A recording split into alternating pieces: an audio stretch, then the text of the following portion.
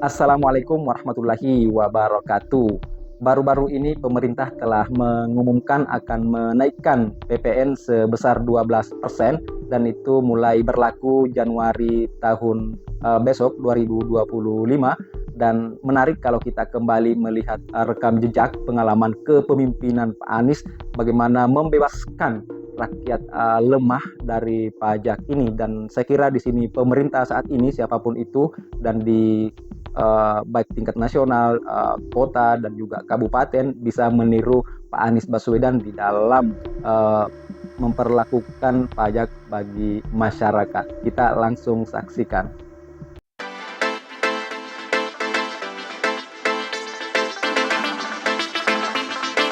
Pembebasan PBB untuk pribadi-pribadi dan keluarga-keluarga dari orang-orang yang berjasa untuk Republik ini.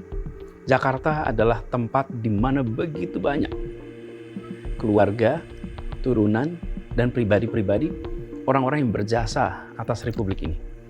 Keluarga pahlawan, keluarga pejuang, keluarga veteran, keluarga orang-orang yang berjasa buat Republik ini banyak sekali di Jakarta. Di sisi lain, mereka banyak tinggal di tempat-tempat yang dulunya biasa-biasa saja, tapi kemudian menjadi daerah yang elit, yang mahal, dan pajaknya menjadi mahal. Sebutlah misalnya Menteng. Banyak keluarga pejuang, orang-orang berjasa yang satu-satu terusir dari rumahnya karena mereka tidak mampu lagi membayar PBB. Bayangkan, mereka tidak membeli rumah itu baru dengan harga mahal, bukan. Ini adalah rumah warisan orang tuanya yang dulu berjasa untuk bangsa dan negara. Mereka tinggal di tempat itu. Tetapi karena kawasan itu menjadi kawasan yang NJOP-nya makin hari makin tinggi, lalu mereka terusir. Ironis sekali, bagaimana orang tuanya berjuang untuk kemerdekaan tanah ini, dan anak turunannya terusir dari tanah yang diperjuangkan oleh orang tuanya. Republik ini tidak bisa membiarkan itu. Karena itu saya sampaikan kepada semua, yuk kita ubah. Mari kita hadirkan rasa keadilan. Bagi mereka yang baru pindah ke tempat itu, membeli properti dengan harga pasar hari ini, maka mereka berhak kena pajak.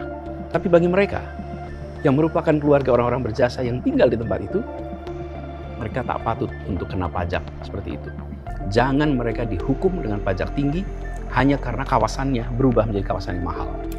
Nah, inilah yang kemudian menjadi inspirasi untuk kemudian kita lakukan pembebasan pajak bumi dan bangunan untuk keluarga pejuang, keluarga orang-orang yang berjasa bagi bangsa dan negara.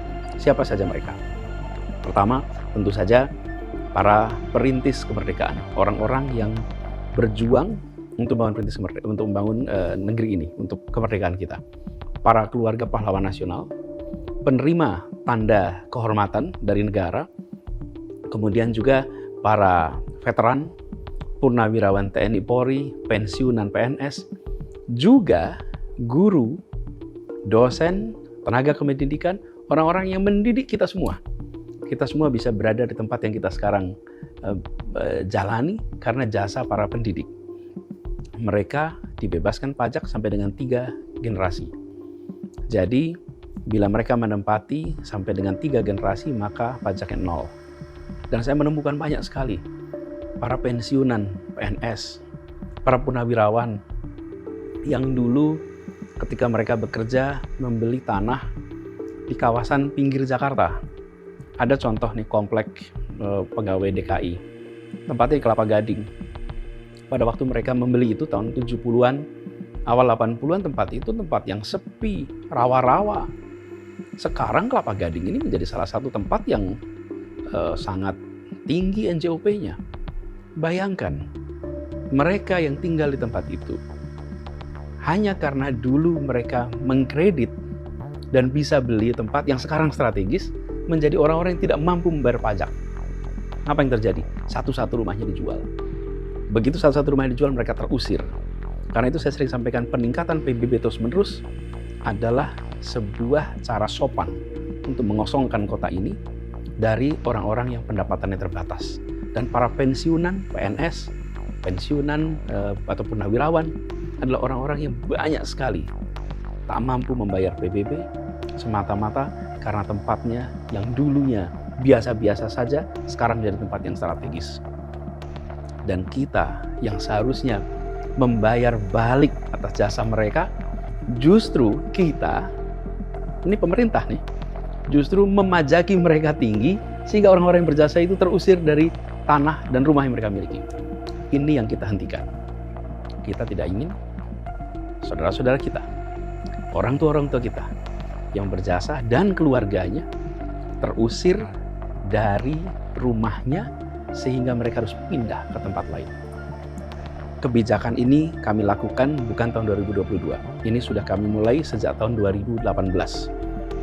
Sejak tahun 2018, semua pribadi berjasa dan keturunannya yang masih tinggal di rumahnya dan rumahnya tidak dipakai untuk kegiatan bisnis, tapi dipakai untuk tinggal, maka mereka tidak dikenakan pajak. Justru kami yang sering sampaikan pada mereka, terima kasih, karena saya beberapa kali ketemu dengan pribadi-pribadi yang dulu berjasa. Lalu pada saat saya ketemu dengan purnawirawan, dengan veteran, para pensiunan yang bilang, terima kasih Pak Anies, sekarang kami tidak terbebani dengan bayar pajak. Bahkan ada satu orang pensiunan yang dia harus menabung setiap bulan itu 8 juta rupiah karena pajak rumahnya sekitar 100 juta per tahun. Dan dia bilang, saya tidak tahu bagaimana harus terus-menerus membayar seperti ini. Lalu saya sampaikan pada mereka, Bapak jangan berterima kasih pada saya. Justru saya yang harus berterima kasih pada Bapak.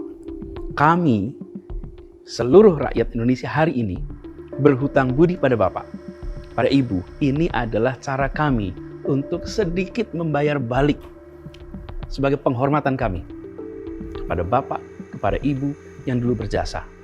Bukan besaran rupiahnya, tapi penghargaannya. Dan mereka sejak 2018 terbebaskan dari PPB, dan kami berharap sekali dengan cara seperti itu, maka mereka tidak terusir dari rumahnya, tetap bisa tinggal di rumah sebagaimana orang tua orang tanya dulu. Jadi, pajak ini bukan semata-mata soal pendapatan untuk pemerintah, tapi begitu sampai kepada pajak bumi dan bangunan, ini adalah tentang kebijakan kita memutuskan siapa boleh tinggal di mana. Itu adalah sesungguhnya narasinya. Ketika kita menetapkan PBB, itu kita memutuskan siapa boleh tinggal di mana. Dan saya ambil putusan bahwa yang tinggal di Jakarta adalah siapa saja. Kita berikan kesetaraan kepada semua. Silahkan bekerja di sektor perekonomian, meningkatkan kesejahteraan. Tapi begitu sampai rumah tinggal, sebagai manusia membutuhkan tempat tinggal yang layak dan tempat tinggal yang tidak membebani. Mudah-mudahan dengan cara seperti ini, kita bisa memberikan rasa keadilan. Polemik memang terus berdatangan dari tanah air terkait wacana pemerintah yang akan menaikkan PPN menjadi 12% yang akan berlaku mulai 1 Januari 2025 besok. Dan memang tidak bisa kita lepaskan apapun tema perbincangan nasional, khususnya di dunia politik. Kita tidak bisa berlepas dari sosok Pak Anies Baswedan. Meskipun beliau tidak ditakdirkan menjadi seorang presiden, tapi pikiran-pikiran beliau, gagasan, ide-idenya terhadap bangsa ini patut untuk kita ambil, patut untuk kita jadikan sebagai inspirasi, khususnya rekam jejak beliau ketika memimpin Jakarta selama 5 tahun.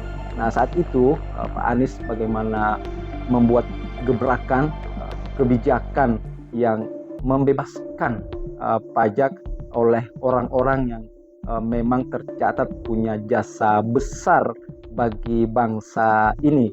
Misalnya TNI, guru-guru, dan juga keluarga para pahlawan nasional, cucu-cucunya. Dan ini adalah sebuah gebrakan yang sangat berani dari Pak Anies Baswedan, tapi itulah beliau memang sangat peduli berpikir apa yang tidak dipikirkan oleh orang lain.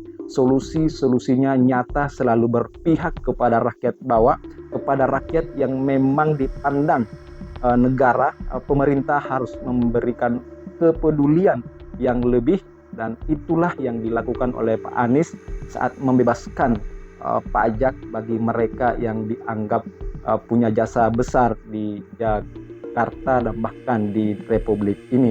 Dan tentu di tengah pro kontra kontroversi kenaikan PPN 12%, kita berharap pemerintah jangan malu-malu untuk belajar dari Pak Anies Baswedan.